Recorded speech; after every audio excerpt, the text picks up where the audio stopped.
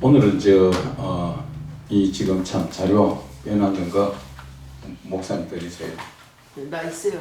아니 그거 아니고 오늘 아침에 조금 됐어요. 더 급하게 조금 더 상세하게 뺏는 게 있어가지고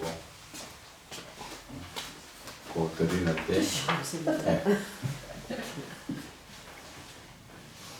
오늘 먼저 지금 그 보기 전에 짚어야 짚고 넘어가야 될 게 있어요.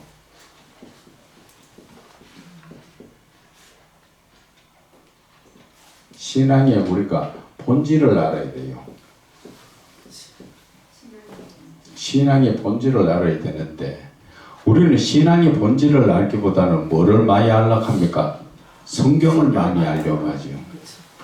우리 한국 교회가 60년대에서 70년대에 한창 부흥이 일어나고 뜨겁게 막 성령의 역사가 일어나고 할 때 이때는 성경을 잘 몰랐습니다. 일반 성도들이. 성경이 부족했지요. 성경이 부족해가지고 그때는 또 어른들은 글씨를 몰라가지고 성경을 못 읽는 분들도 많았습니다. 그래서 지금 90년대에서부터 시작해가지고 지금 현재까지 우리가 부흥이 되어 있는 것은 부흥을 이루어 나가는데 지금은 쇠퇴하다고 봐야지요. 부흥이 지금 쇠퇴하는 그런 입장이지요. 왜 쇠퇴가 되느냐? 지금 성경이 부족했던 게 여기는 성경이 풍부하다는 거죠. 성경이 풍부합니다. 풍부한 대신에 자 여기는 성경이 부족한 대신에 누구를 만났어요? 성령님을 성령으로 인해서 역사가 일어난 거예요. 그런데 지금 성경이 풍부하니까 또 성령 누구를 만납니까? 자신을 만나죠. 자신이 우상이 돼가지고 이런 스타일이 되니까 지금 교회가 쇠퇴가 되고 있다는 것입니다. 병들고 쇠퇴가 되어 있어요. 그러면은 지금 어떻게 해야 됩니까? 우리가 지금 이 성경 풍부, 말씀은 많이 알고 있어도 지금 영적으로는 죽어가지요. 영이 죽어가는 거예요.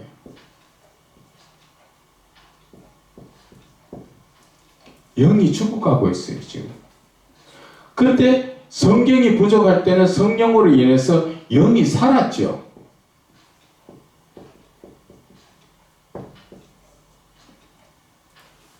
자, 어떻게 해야 됩니까? 지금 우리가 어떻게 해야 됩니까? 이때는 성령이 역사하시니까 간절히 부르짖고 기도했지요. 그런데 지금 성경이 풍부하니까 간절히가 없어졌지요.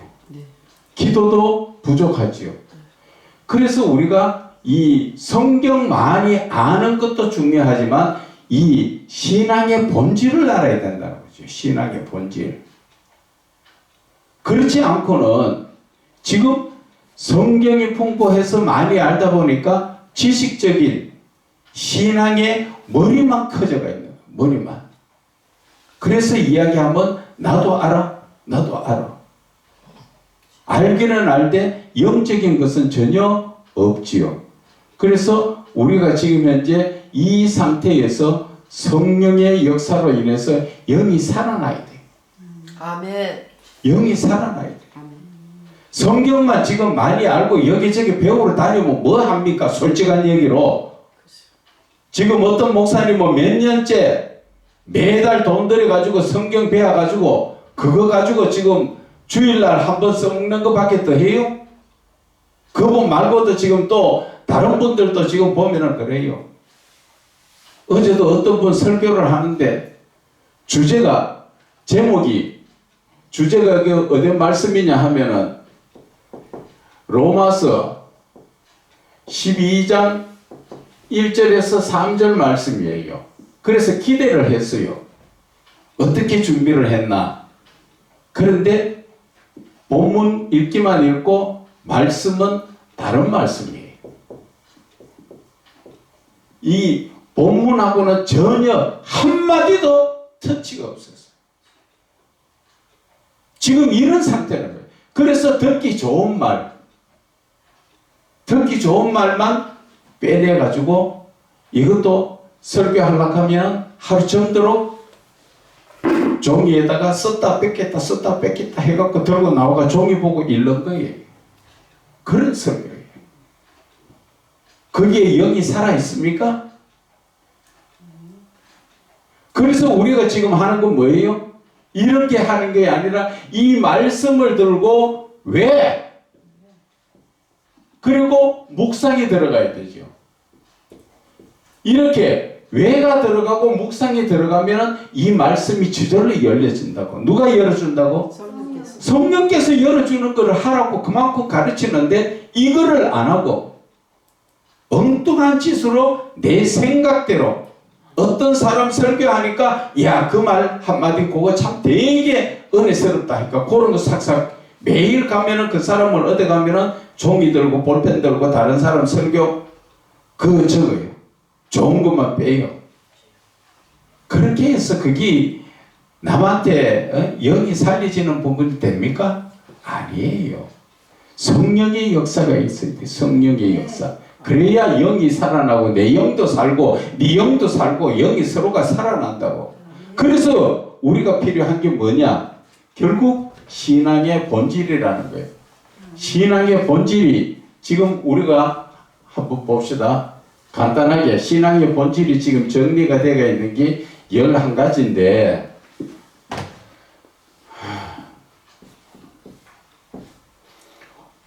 우선 간단하게 몇 가지만 해가 볼게요. 첫째, 신앙의 본질은 내가 누구를 믿어요?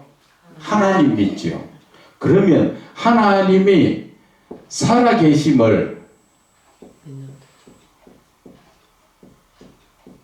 살아계심을 인정을 해야 됩니다. 아멘. 하나님이 살아계심을 인정을 해야 됩니다. 둘째, 하나님을 범사에 인정을 해야 됩니다. 아멘.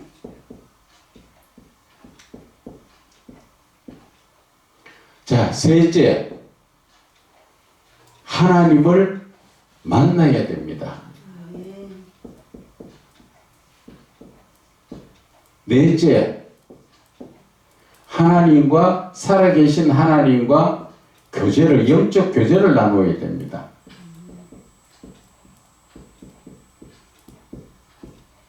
다섯째, 살아계신 하나님의 뜻과 의도를 알아야 됩니다. 우선 간단하게 잡으면 하나님의 말씀 한 구절 더 알려고 애쓰지 말라는 것이죠. 내가 알고 있는 그 지식만 가지고도 내가 온전히 순종하며 살아가면 얼마든지 여러분들이 하나님 사명 감당한다는 것이죠. 쉽게 말하면 성경 66권 중에서도 딱 필요한 4가지, 지금 제일 중요한 4가지가 어디죠? 사복음서. 그것만 가지고도 제대로 파면 내 죽을 때까지, 내 사역 끝날 때까지 영적인 설교 얼마든지 할 수 있어요. 그래서 제가 하는 얘기는 많이 알려고 하지 말고 이 신앙의 본질을 알아라는 거죠. 본질을. 하나님이 뭘 원하시는가? 하나님은 자신이 살아계심을 인정하라는 것이죠. 하나님의 살아계심을 인정한다는 게 뭐예요? 그분과 만나고 교제하고 하나님과 동행하면서 내 속에 하나님께서 영생을 주셨으니까 그 영생이 내가 하나님 앞에까지 갔을 때까지 계속 이어져 나갈 수 있도록 내가 똑바로 하나님의 말씀을 봐야 되는 것이죠. 그리고 두 번째, 범사에 그를 인정하라. 이 말씀은 잠언서 나오는 말씀이죠. 3장 6절에 나오는 말씀이죠. 그런데 인정하는 게 뭐예요? 이것은 시편 23편에 뭐라 나와 있습니까? 여호와는 나의 목자라고 내가 인정을 했을 때 그 목자가 뭐를 합니까? 구조가 몇 개? 나를 푸른 풀밭에 쉴만한 물가로 인정하고 내가 사망의 음침한 골짜기에 갈지라도 주님의 지팡이와 막대기가 나를 안위하고 원수의 목전에서도 상을 차려줘. 내가 인정했을 때 그 하나님께서 이렇게 역사해 주신다는 것이죠. 아멘. 그리고 하나님을 만나야 되죠. 그분은 살아 계시잖아. 살아 계시면 그냥 살아 계신 게 아니라 이분이 지금 나를 만나려고 어디에서 지금 말씀하십니까? 요한계시록 3장 20절. 그렇지요. 21절은 뭐라 그럽니까? 문 밖에 두드리는. 그렇지요. 지금 나를 만나려고 지금 찾고 계시는데 나는 전혀 그 하나님을 만나고 싶은 의도가 없어요. 그래서 내가 지금 어떻게 삽니까? 내 생각대로. 입은 하나님을 부르는데 머리로는 하나님을 아는데 내 진짜의 삶은 마귀 새끼로 살잖아요. 그렇게 된다는 것이죠. 그래서 우리가 이 만나야 되는 것 자체는 결국 쭉 내려가면 동행이 나오는데 하나님과 동행하는 목적이에요. 동행이 뭐예요? 함께 간다는 거예요. 함께. 그분이 살아계신 분이 나한테 찾아와서 나와 동행하기를 원하시고 그분이 지금 나와 와서 뭐를 합니까? 영적 교제를 하잖아요. 내가 너와 더불어 먹기를 원하고 너도 나와 더불어 먹으리라. 그것은 영적 교제를 이야기하는 거예요. 그래서 이 영적 교제가 이루어지는 것이 이 신앙의 본질이라는 거예요. 본질. 그분은 분명히 내가 믿는 하나님은 살아계신 분이고 그분이 지금 나를 만나려고 지금 하시고 그래서 하나님은 범사에 하나님을 인정하라는 것이지요. 그리고 하나님과 영적 교제 속에 들어가면 묵상 속에서 하나님의 뜻을 알게 되고 의도를 알게 돼요. 어제 어떤 분이 설교하는 가운데서 이야기하는 게 그거예요. 야, 이제 우리가 기도를 좀 바꿔야 되겠습니다. 주세요 기도가 아니고 목사님들 13명 모였는 데서 하는 얘기가 우리 그런 기도 이제 하지 말고 하나님의 뜻이 무엇인가 좀 구하자. 이제 와서 그것을 이야기하면서 그렇게 이제 그렇게 하려고 하면 하나님 앞에 어떻게 해야 되는가 좀 물어봅시다. 내가 한마디 해주려고 하다가 아무 소리 안 했어요. 이제 와갖고 하나님의 뜻을 구하는 기도가 어떻게 해야 되는지 모르고 거기에 대해서 어떻게 해야 될까? 기도의 본질이 바로 하나님의 뜻과 의도를 구하는 거예요. 내 생각과 내 계획을 하나님 앞에 관철시켜가지고 허락받는 데 있는 게 아니라 우리는 하나님은 창조주시고 우리는 피조물이에요. 우리는 항상 하나님의 말씀에 아멘밖에 없어요. 아멘밖에. 아멘 하면은 그분이 이루어 가시는데 아멘. 그분의 뜻을 알아야 되지. 그분의 뜻을. 그래서 우리가 지금 하나님의 말씀을 많이 아는 것도 중요하지만 신앙의 본질을 알면은 성경 말씀 한 구절을 가지고도 내 삶이 온전한 삶이 되는 거예요. 그래서 로마서 12장 1절 무슨 말씀입니까? 거룩한 산제물로 하나님이 기뻐하시는 산제물로 바치라. 이것이 바로 영적 예배니라. 또 2절에는 또 뭐예요? 그렇죠. 2세대 본받지 말고 변화를 받아 하나님의 선하시고 기뻐하실 뜻이 그렇죠. 그리고 3절에 생각할 분량만큼만 생각하라. 그렇게 그 말씀했길래 오늘은 뭔가 좀 한번 들어볼 수 있겠구나 했는데 읽기만 읽고 그 말씀은 전혀 제가 녹음도 해왔어요. 우리 목사님 좀 가르치려고 비교 분석을 하려고 그래서 했는데 그리고 이 축도도 이 기본적인 축도를 몰라요. 성경에 고린도후서 제일 끝절에 나오는 그 축도 그게 기본이에요. 지금은 주 예수 그리스도의 은혜와 하나님의 그런 그게 아니고 다른 이야기 다 실컷 해놔놓고 예수 이름으로 축복합니다. 이렇게 그런 엉터리 같은 축도라고 그것도 다 좋은 말로 적어가지고 듣기 좋도록 해가 와가 보고 읽고 앉았는 거 있죠. 참 목사들이 도대체 무엇을 배웠는지 그런 삶이에요. 그런 삶. 그래도 그 아들이 목사로 내가 부목사로 지금 교회를 섬기고 있죠. 있는데 지금 이 시대에 전부 신앙의 모습이 내 생각대로예요. 내 생각대로. 하나님의 뜻하고는 전혀 상관없습니다. 그런 삶을 사니까 말씀이, 영적인 말씀이 안 열려지지요. 영적 말씀이 안 열려지는데 고린도후서 3장 17절 말씀 한번 지금 찾아가 읽으시기 바랍니다. 고린도후서 3장. 고린도후서 3장 17절 뭡니까? 이전 것은 아니. 맞아요. 이전 것은 이전 것은 지나갔으니 뭐라 새 것이 되었다. 새로운 피조물이라. 새로운 피조물이 되었다.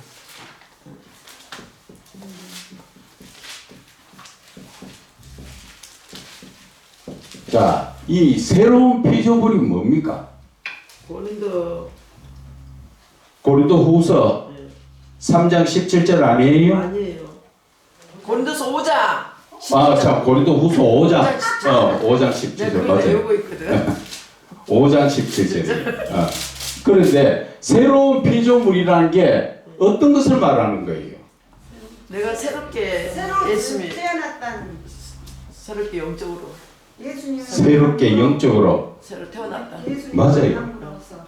그 말이 틀린 거 아니에요. 그런데 그렇게 말하는 것 자체가 여러분들도 그거다. 뭐를 안 했다? 묵상을 안 했다. 묵상을 하면은 답이 틀려지지요. 네. 우리 목사님도 어제 설교 들어놓고도 고단세 잊어버렸죠. 새로운 피조물을 주로 보면은 거듭남을 이야기하죠.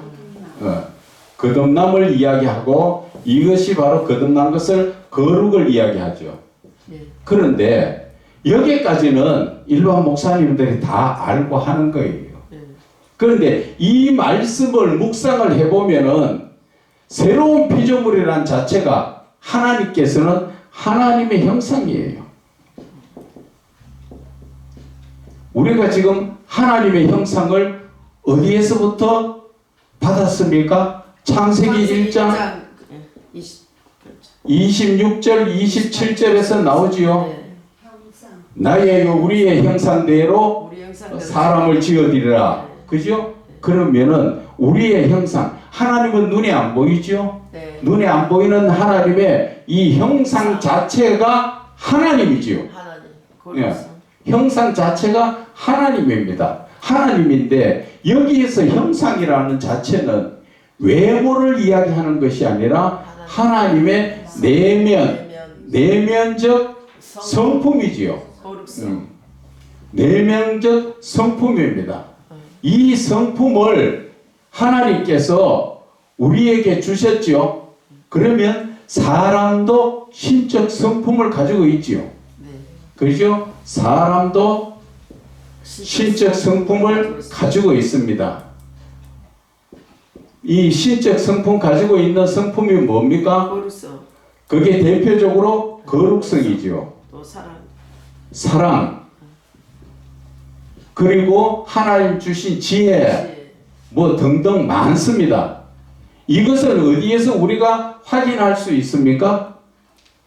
에덴 동산에서 하나님이 동행했다는 자체가 거룩하기 때문에 하나님이 함께 하셨지요. 그러나 거룩하지 못하고 이 거룩성이 죄가 들어가 죄성이 되니까 하나님이 함께 하시지 않고 아담 하와를 쫓아내버렸지요.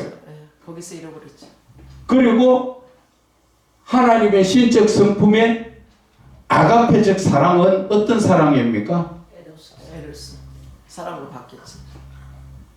아가페적 사랑으로 보니까 아담과 하와가 벗었으나 부끄러워하지 않더라. 아무 게 없는 사람. 그렇지요. 사랑 자체가 깨끗하고 순수한 사랑. 그러니까 남을 봤을 때 추하고 더러운 모습이 보이는 게 아니라 그런 음란한 쪽에는 상상도 안 할 수 있는 그런 그 하나님의 순수한 사랑. 그리고 지혜는 하나님 주신 지혜는 어디에서 나옵니까? 짐승을 이렇게 이름을 그렇죠. 짐승을 지어가지고 하나님이 이름을 불러. 아담에게 이름을 지으라고 데려다 주니까 부르는 게 이름 됐죠. 그게 하나님 다 주신 것이잖아. 사람에게 있던 게 사람의 이 원래 하나님께서 사람을 지었을 때 하나님의 신적 성품을 우리의 형상대로 하나님의 형상대로 지으신 그 성품이 바로 대표적으로 거룩성이고 사랑이고 또 지혜고 또 더 나가면 뭐 의고 그죠? 그렇게 되는데 이 거룩성이 죄가 들어오니까 죄성으로 바뀌었죠. 죄성으로 바뀌었고 사랑은 아가페가 에로스로 바뀌었죠. 그리고 하나님이 주신 지혜는 세상 지혜로 바뀌었죠. 그래서 하나님께서는 이 모든 것을 다시 회복시키죠. 누구를 통해서? 예수 그리스도를 통해서. 그렇죠. 예수 그리스도의 십자가를 통해서. 십자가 예수 그리스도를 믿음으로 말미암아 새로운 그렇죠. 그래. 이걸 통해서 우리를 지금 이렇게 바꿔주시는 거잖아. 이것이 바로 새로운 피조물이 되는 거예요. 이게 새로운 피조물. 그래서 우리의 신적 성품이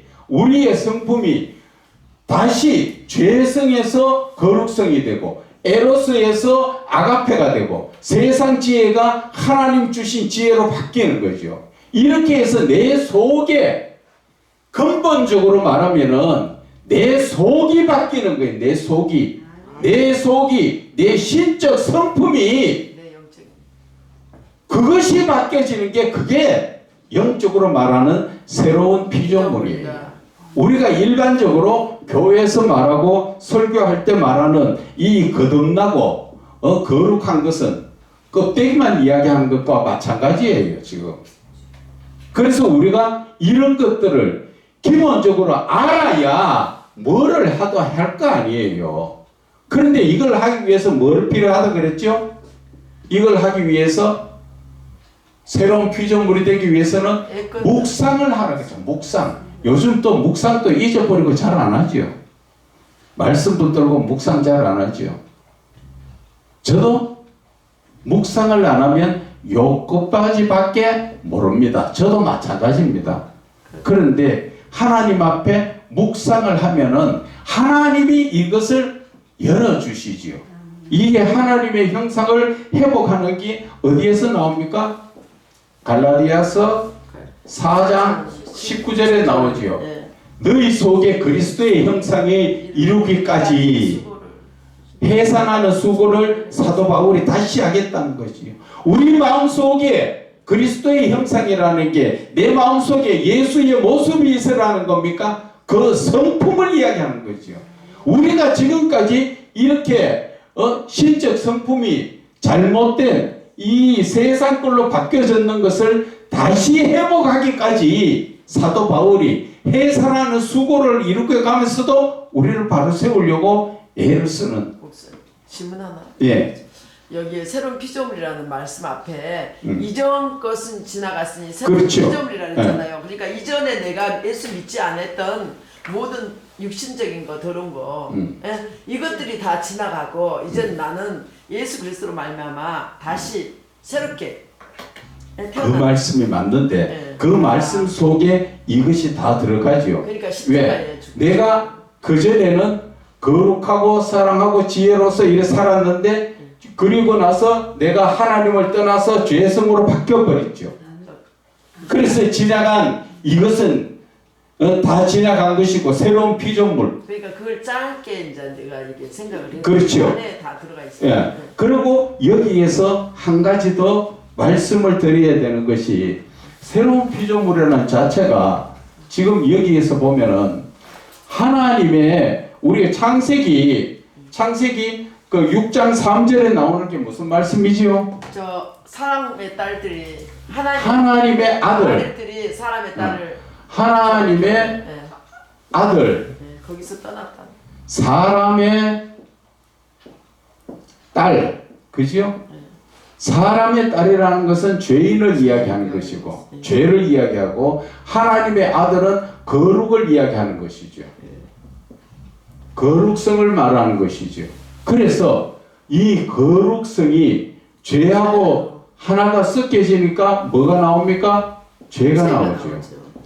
흰옷 입고 연탄 공장에 간다고 연탄 공장이 검은 게 전부 다 희게 되는 게 아니라 내 흰 게 꺼먹게 된다는 것이죠. 그래서 우리는 여기에서 죄로 인해서 누가 떠나갑니까? 성령이 떠나가죠. 하나님의 영, 성령이 영원히 떠나가 버립니다. 있지 않다 그랬어요. 그렇죠.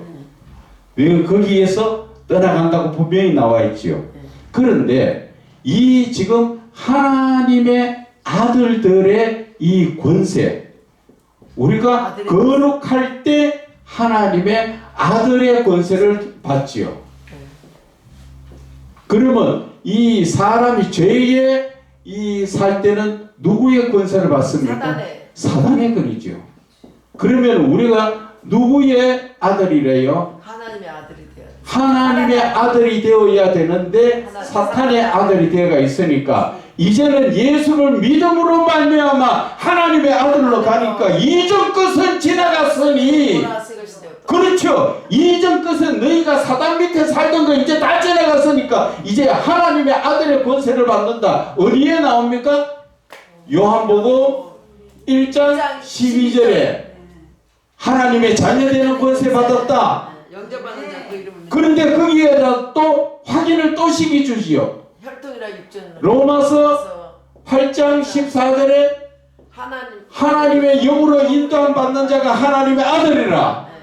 그러면은 우리가 지금 하나님의 아들로 되어가지고 해야 될 이유가 어디에 있습니까? 처음에 쫓겨났던 이 하나님의 아들에서 죄가 들어와서 우리가 쫓겨나서 살았던 그 자체가 이제는 하나님이 다시 아들의 권세를 지금 회복시켜 주고, 이 회복의 아들의 권세가 제일 결말의 신앙의 결말이지요. 어디에 나옵니까?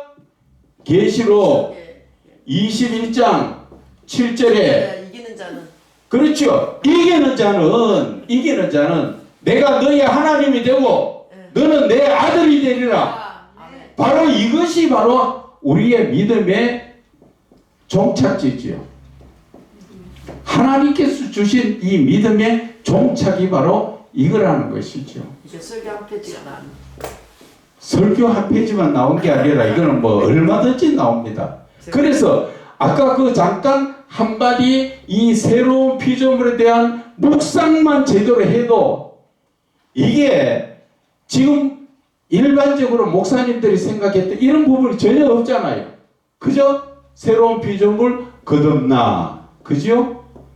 거듭남, 그리고 거룩도 많이 조금 그 말씀을 보는 사람, 조금 묵상하는 사람이라야 거룩까지 알죠. 그래, 요 정도밖에 안 된다는 것이죠. 그래서 우리가 지금 필요한 거는 신앙의 본질을 바로 알고 하나님과 교제를 나누는데 초점을 맞추라, 그 말이에요. 저 말은 성경 많이 알려고 하는 게 중요한 게 아니고, 한마디로도 하나님께서 왜 이 새로운 피조물에 대해서 말씀하셨고 새로운 피조물이 도대체 어떤 것인가.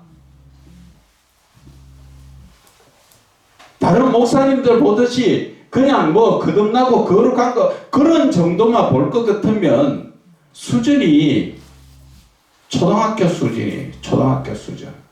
이 정도는 초등학생들도 설교 몇 번 들으면 다 알아요.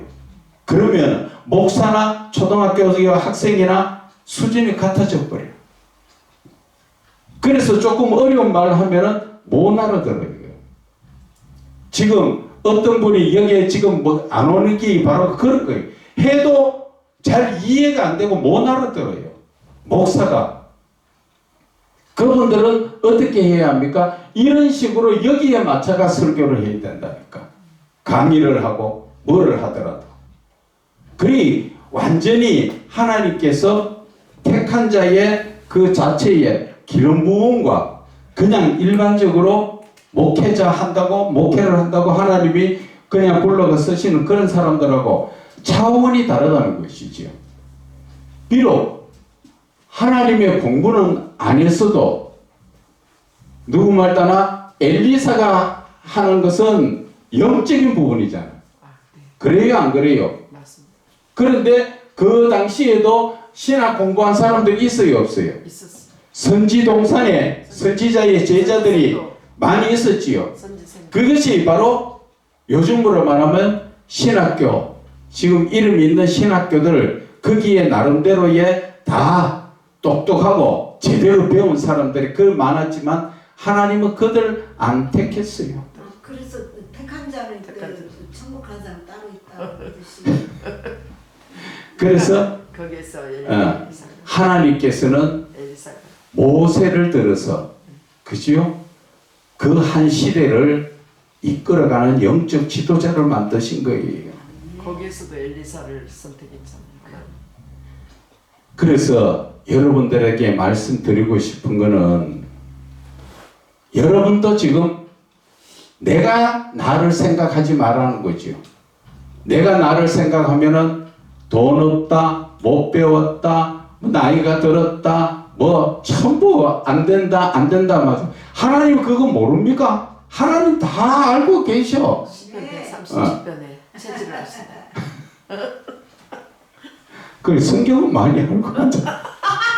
아니야, 알긴 아는데.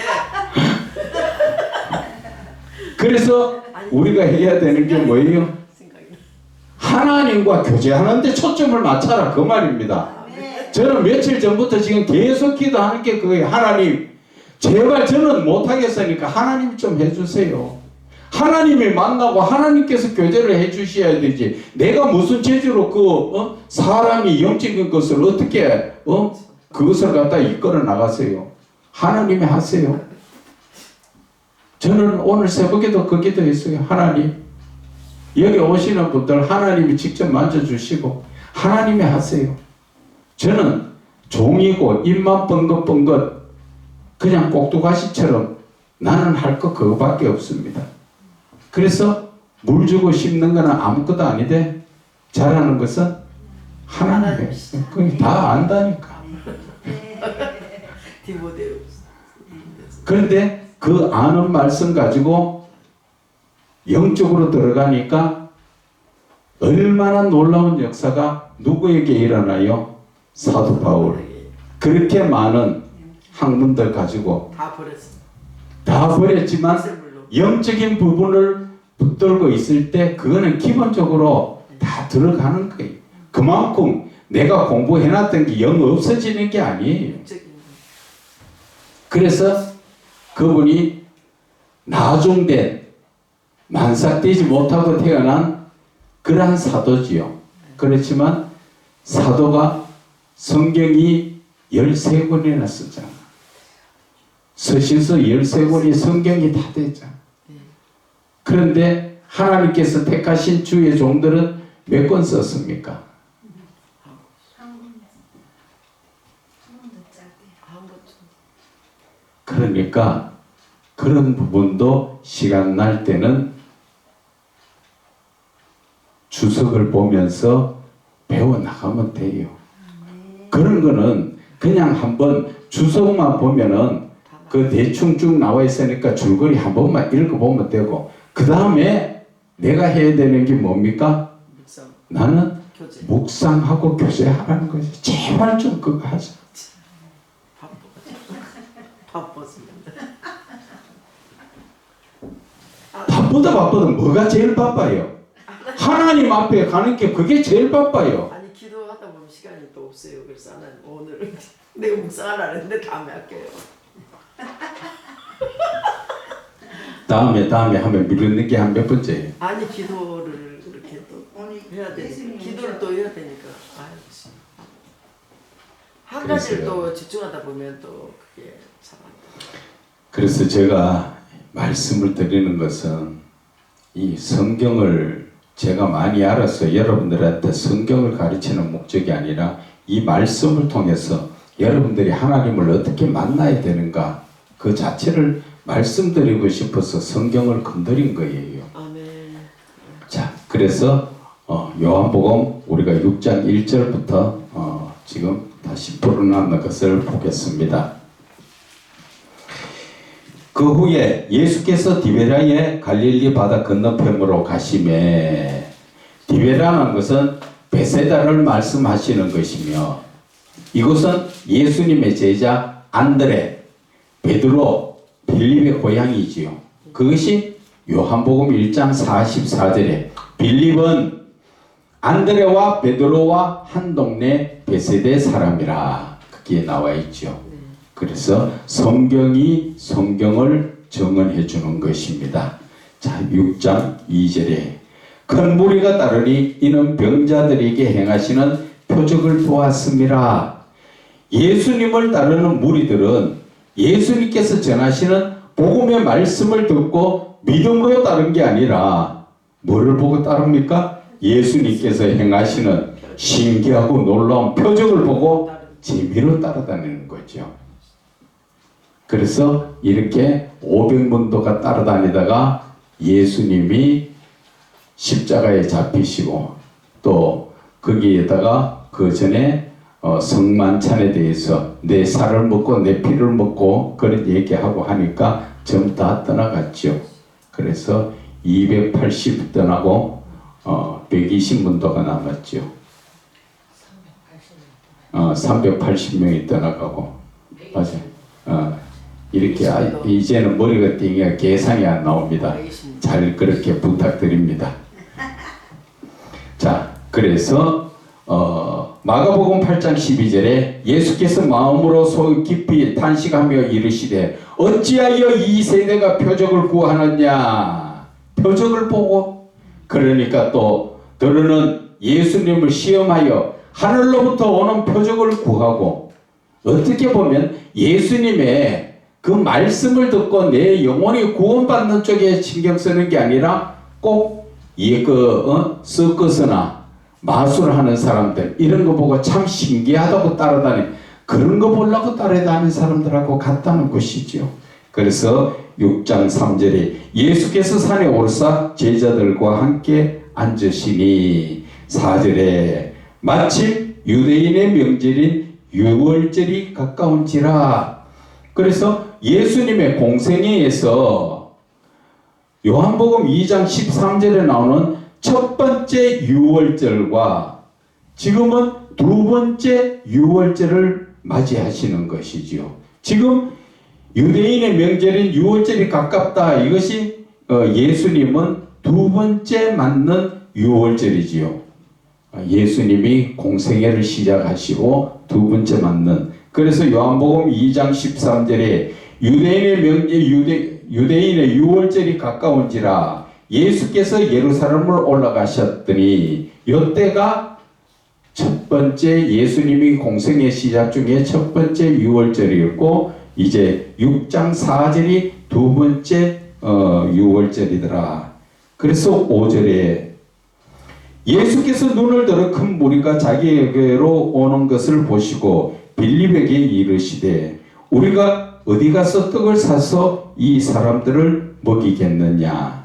이것은 예수님께서 빌립에게 이렇게 시험하시면, 첫째로 사람이 할 수 없는 일에 대해서 어떻게 대처하는가, 그것을 아시고자 그 지혜를 시험하는 것이었다. 그리고 두 번째는 예수님의 권능을 나타내어 자신이 하나님의 아들이심을 알게 하시는 데 목적이 있은 것이다. 요한복음 6장 6절에 빌립을 시험하고자 하심이라. 그리고 6장 14절에 표적을 보고 말하되 이는 참으로 세상에 오실 그 선지자다. 그렇게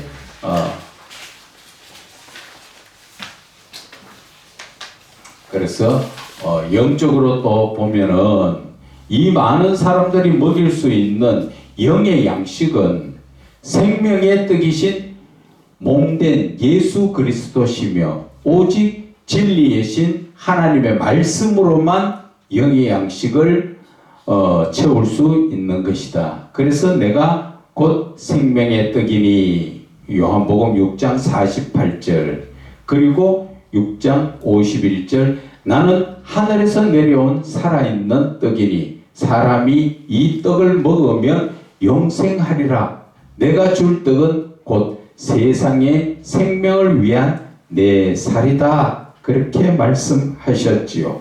그래서 우리가 하나님께서 이거 빌립을 시험하신 것 자체를 바라볼 때 하나님은 예수님은 왜 빌립을 시험하셨을까?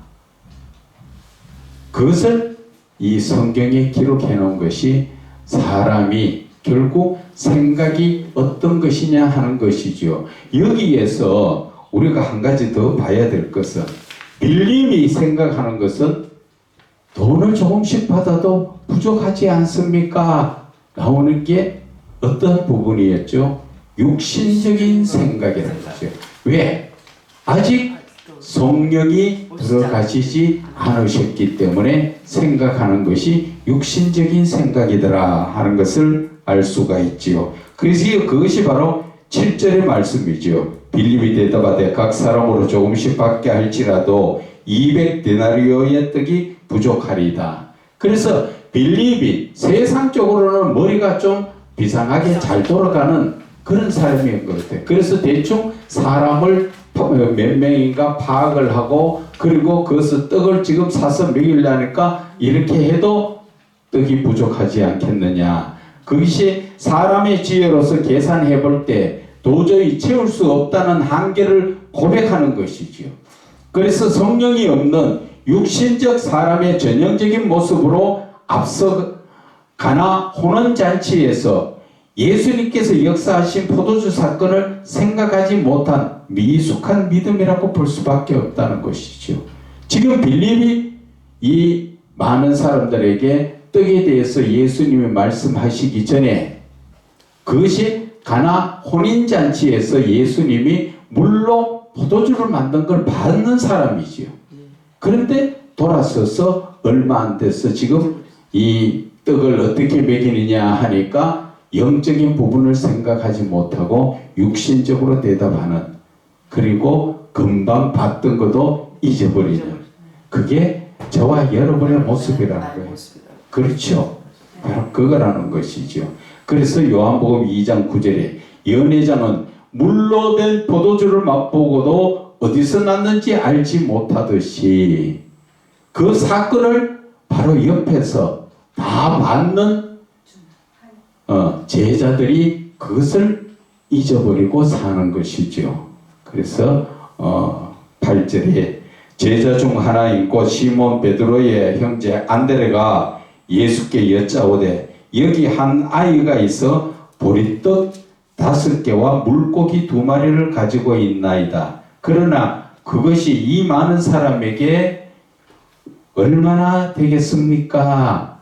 지금 여기 한 아이가 있다는 것은 그 아이가 가진 보리떡 5개와 물고기 2마리는 양이 얼마나 됩니까? 한 사람이 한 끼 식사의 양이에요. 그게 그 정도밖에 안 되는 것 가지고 어떻게 지금 사람들이 여자와 아이를 빼고 나머지 남자들만 헤아려서 5,000명이 되는 이 무리에게 누구 코에 붙이겠습니까? 이 말하고 똑같은 거예요.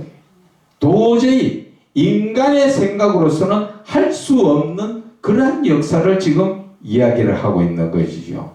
그래서 10절에 보면은 예수께서 이르시되 이 사람들로 앉게 하라 하시니 그곳에 잔디가 많은지라 사람들이 앉으니 수가 5,000명쯤 되더라. 여기에서 5,000명이라는 것은 여자와 남자를 뺏는 숫자, 여자와 아이를 뺏는 남자, 건장한 남자들의 숫자만 한 것이고, 이 말씀 속에서 우리가 어떤 것이 어떤 말씀이 생각납니까? 시편 23편. 그렇죠. 요한은 나의 목자시는 내게 부족합니다. 그렇죠. 그러니까 지금 하나님 예수님께서는 푸른 들판에 그 모든 백성들을 전부 따라다니는 무리지어 듬성듬성 다 앉게 하시고 책임져 주시잖아. 아멘. 그것이 바로 하나님으로 인정하고 나가면 그분이 바로 나의 목자십니다. 인정만 하면 그분이 역사하시겠다는 것이죠. 아멘. 그런데 우리는 그분을 인정하는 게 아니라 주여 돈만 주세요. 내가 알아서 떡 사와갖고 막 미기고 할게요. 내가 다 할게요. 주님은 뒤에 가만히 앉아있다가 그냥 도장 들고 결제만 딱딱 해주시면 내가 다 할게요. 그런데 신기하게 하나님의 일은요. 하나님은 우리에게 명령하시지만 하나님이 다 하세요. 하나님이. 아멘. 그런데 우리는 그것을 거꾸로 생각해요. 내가 먼저. 목사가 되거나 주의 종의 일을 하는 사람들이 대부분 야 이제 목사가 되었으니까 내가 전도해야 되겠다. 또 교회 세워야 되겠다. 그래서 교회를 좀 부흥시켜야 되겠다. 전부 내가 하려고 달려들더라고요. 그래서 큰 교회에 있는 사람들이 작은 교회를 볼 때는 아 목사가 실력이 없어가지고 지금 저렇게 하고 있구나. 그래서 자기가 더 어깨가 으쓱으쓱 올라가지요. 나는 그게 비하면 숫자가 많으니까 내가 니보다 실력이 낫다. 이렇게 평가를 하는 분들이 생각외로 되게 많습니다. 그러나 그것은 착각이라는 것을 아셔야 하는 것입니다. 자, 10절에 사람들로 앉게 하라. 그리고 수가 잔디에 앉은 사람이 앉은 수가 5,000명쯤 되더라. 이 말씀 자체를 우리가 다시 한번 봐야 되는 것은 요한복음을 기록한 사도 요한은 히브리적 사람 계수의 방법대로 여자와 아이는 빼고 남자들만 계산한 거다. 사도 요한이 이렇게 기록한 것은 5,000명이더라 한 것은 히브리식의 계산 방법이에요. 히브리식에서 그 당시로 봐서는 여자나 아이는 숫자에 들어가지 않는 거예요. 그 쉽게 말하면 사람 축에 안 들어간다는 얘기죠. 근데 하나님 은혜죠. 그렇죠. 지금 뭐 완전히 뭐 남자 위에 똑같아. 똑같은 게 아니라 더 높지요. 우리 진짜 은혜 많이 받아요. 그래서 저도 꼼짝 못합니다. 그래서 우리가 시편 23편 2절에 그가 나를 푸른 불밭에 누이시며 실만한 물가로 인도하시는도다. 예수님이 책임지시잖아. 우리가 그분을 인정만 하면 그분이 역사하시는데 우리는 도대체가 하나님을 인정 안 해요. 돈만 주세요. 돈만 주세요. 그 어떤 분이 산에서 기도하는 게 그거예요. 하나님 나 지금 교회 개척하려고 하니까 돈을 21억만 주시고 한 달 생활비 남한테 꿀 안 가고 넉넉하게 쓸 수 있도록 그 나이도 드신 내외간 두 분이 하는 얘기가 500만 원씩 생활비 주시고 참 대단하십니다 생각했어요. 진짜 하나님하고 저런 교제 기도가 하면 하나님이 들어주실까 하는 그런 생각이 봤어요. 그래가 금방 기도하고 나서 돌아서서 어떤 사람이 음료수를 먹다가 종이컵을 버려놓고 갔는가 봐. 그렇다고 오만상 막 성질내가 감 깨끗질러 가면서 그거 그냥 아무 소리 안 하고 주워서 버리면 되는데 그런 모습을 봤습니다. 그래서 11절에 예수께서 떡을 가져 축사하신 후에 앉아있는 자들에게 나눠주시고 물고기도 그렇게 그들의 원대로 주시더라. 축사는 하나님께 감사 기도하는 것의 의미인 것이고 모든 사람이 풍성한 식사를 하도록 사랑의 배려를 하신 것이며 영적으로는 예수님의 말씀으로 생명의 구원을 받는 모든 자들에게 풍성한 영의 양식을 주신 것이지요. 그래서 요한복음 11장 40절에 내 말이 네가 믿으면 하나님의 영광을 보리라. 아멘. 믿으면. 아멘. 그래서 하나님은 이 고기하고 떡하고 적으니까 야 한 사람 앞에 한 개씩만 먹어. 그런 게 아니라 돌락하는 대로 실컷 먹어라 실컷 먹어라. 먹고 예. 남았어요. 하나님께서는 이렇게 풍성하신 하나님이라는 것을 말씀하시지요. 그래서 12절에 그들이 배부른 후에 예수께서 제자들에게 이르시되 남은 조각을 거두고 버리는 것이 없게 하라. 이 12절의 말씀은 남은 조각이라는 것은 육신을 배부르게 하는 양식도 먹고 남으면 버리지 말아야 하는 것이다. 영적으로 말하면 영의 양식인 생명을 살리는 하나님의 말씀은 1.1핵도 버릴 것이 없다는 것이지요. 그래서 디모데전서 4장 4절에 하나님께서 지으신 모든 것이 선함에 감사함으로 받으면 버릴 것이 없다. 그런데 우리가 요즘 솔직한 얘기로 음식물 너무 많이 갖다 버리지요. 저도 그걸 느낍니다. 저도 죄인이에요. 그만큼 입이 이제는 고급이 돼가지고 옛날에는 사실 저는 또 그랬어요. 신김치를 좋아해가 다른 사람 신김치 내빈다 하면 그거 다 줘다 와갖고 그 김치 막 그래 먹고 하던데 이제는 진짜 신김치 먹으니까 이가 시큼시큼해서 잘 못 먹겠더라고. 그게 입에서는 땡기지는데 그 치아 자체가 이제 노화가 돼가지고 그렇더라고. 그래서 이 13절에 이에 그 돈이 보리떡 5개로 먹고 남은 조각이 12바구니에 찼더라. 이에 그 돈이 12바구니 찼다는 것은 5,000명이 풍성하게 먹고도 남음이 12바구니에 찼다는 것은 하나님의 풍성하신 사랑과 은혜를 나타내는 것이고 무한하신 하나님의 무한하시다는 것은 하나님의 한계가 없는 하나님. 우리는 하다 보면 한계가 있지만 하나님은 한계가 없는 무한하신 하나님의 신적 성품을 나타내는 것이지만 영적으로 보면 거룩하신 하나님의 말씀은 온 인류가 풍성히 먹고도 남음을 말씀하시는 것이다. 그래서 하나님의 말씀은 먹으면 먹을수록 우리에게는 배부른 영의 양식이 된다. 그래서 14절에 이 사람들이 예수께서 행하신 이 표적을 보고 말하되 이는 참으로 세상에 오실 그 선지자다. 이 말씀이 무슨 말씀이에요? 예수님이 행하신 표적을 본 유대인들이 광야에서 만나를 준 모세를 생각하면서 신명기 18장 15절에 예언에 오실 그 참 선지자가 아니냐 그 말이지요. 그래서 내 하나님 여호와께서 너희 가운데 네 형제 중에서 너를 위하여 나와 같은 선지자 하나를 일으키시리니 너희는 그의 말을 들을지다. 이 말씀이 예언의 계시의 말씀으로 주신 것인데 이 말씀이 가르치는 것이 바로 예수 그리스도다. 그렇게 볼 수가 있는 것입니다.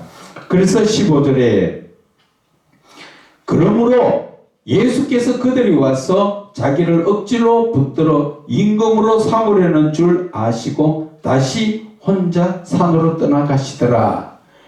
그것은 율법적이고 육신적인 유대인들은 예수님의 모든 표적을 영적 구원으로 보지 못하고 어떻게 봅니까?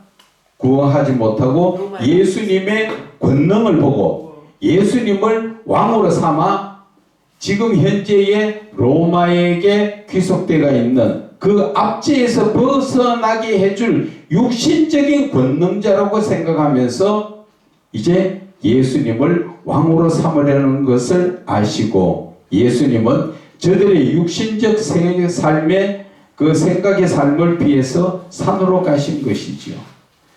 지금 현실적으로 예수님을 믿는 우리도 나의 육신적 도움을 바라면서 예수님을 믿는다면은 빨리 회개하고 온전한 영적 구원을 바라야 할 것입니다. 그런데 우리가 사실 예수 믿으면서 무언가 내 육신적으로 좀 잘되기 위해서 예수를 믿는 사람들이 많습니다. 생각외로. 영적인 부분에 내가 살아나야 되겠다 하는 그런 부분이 아니라 어떻게 해야 예수 믿으면서 복 받고 내 자식이 잘 되고 사업이 잘 되고 꼭 무당들한테 가서 빌고하는 그런 것처럼 그렇게 예수 믿는 분들 많습니다. 그래서 우리가 제일 잘 하는 말들이 있지요. 그게 잘못된 말이에요. 예수 믿고 복 받으세요. 우리가 이야기하는 건 영적인 구원의 복을 이야기하지만 그 사람들이 받는 생각하는 것은 야, 예수 믿으면 뭔가 잘 되려고 뭔가 하면 복 받고 그런 쪽으로 생각을 하고 있다는 것이지요. 그래서 우리가 그 말 한마디라도 곧 좀 이렇게 생각을 하면서 그렇게 전도를 해야 할 것입니다.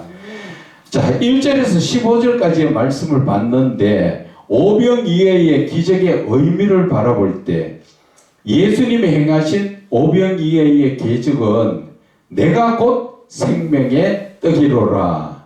생명의 양식으로 오신 예수님께서 인간의 기본적 삶인 육신적 생명을 살리신 사랑의 기적을 본보이신 것이지요. 지금 잠깐 보세요. 예수님께서 오병이어의 기적을 이루신 것은 내 영을 살렸습니까? 육신을 살렸습니까? 육신을 살린 것이에요. 그래서 우리가 그 오병이어의 기적을 통해서 영의 양식을 먹일 수 있는 그러한 삶을 살아야 되는 것입니다. 그래서 오병이어의 영적으로의 의미를 보면 사탄이 예수님을 시험할 때 어땠습니까? 돌덩이, 떡덩이 들어가 뭐 만들어서 먹어라. 육신적인 삶에 대해서 그 사단이 이야기한 것입니다. 그리고 예수님의 의도는 영혼의 구원은 육신적 목적인 먹는 것에 있는 것이 아니라 거룩하신 하나님의 영의 양식인 생명의 말씀으로서 영혼 구원의 목적이 있다는 것을 보여주신 것입니다. 그래서 예수님께서 마태복음 4장 4절에 사람이 떡으로만 살 것이 아니라 하나님의 입으로부터 나오는 모든 말씀, 이것이 바로 양식이라는 것이죠. 그래서 예수님이 생명이신 말씀 한마디의 복음 전파로 말미암아 많은 영혼들을 구원하시는 본을 우리에게 보이신 것이라는 것이죠. 그래서 우리가 전하는 생명이신 예수님의 말씀인 영의 양식으로 말미암아 영적 말씀을 먹지 못한 기갈로 죽어가는 많은 영혼들을 우리도 예수님처럼 말씀으로 구원을 할 수 있다는 것을 보여주신 영적 구원의 사건이라는 것이죠. 그래서 오병이어는 육신 구원의 표적이었고 또 떡인 말씀은 영혼 구원의 표적이라는 것이지요. 그래서 즉 예수님의 몸 그리고 그 떡은 예수님의 몸을 의미하는 것이고 그리고 여기에서 물고기는 요나의 구원을 위한 그 표적과 같은 것이 아니겠느냐 그렇게 생각을 해보는 것입니다. 그래서 우리가 이 말씀을 붙들고 정말 묵상을 하면서 좀 더 깊이 있게 깨달으시면 저와 여러분들이 똑같은 말씀을 갖다 묵상한다고 똑같이 안 깨달아집니다. 다르게 깨달아집니다. 여러분들한테 맞춰서 그러면 여러분들이 깨달은 것을 또 저한테 터치도 해주고 은혜도 나누어야 돼요. 나는 받으니까 요건데 안 가르쳐줘 하고 딱딱 숨기지 말고 아시겠죠? 그래서 저한테도 그것을 터치를 해줘야 됩니다. 나는 이 묵상하니까 이렇게 깨달아집니다. 그러네? 그러면 나도 또 그 말씀 붙들고 또 묵상을 해보면 더 깊이 들어가요. 갈수록 깊이 들어가요. 한번 묵상했다고 깨달았다고 그게 끝나는 게 아니라 우리는 그것 가지고 계속 묵상을 하면은 더 깊이 들어가고 그리고 내가 그 다 알고 나는 다 완전한 자다가 아니라 여러분들한테도 많은 것을 터치받고 깨닫게 하여 받을 부분이 많이 있다는 거예요. 그래서 여러분들이 하시고 또 은혜를 저에게 나눠 주시기를 바랍니다.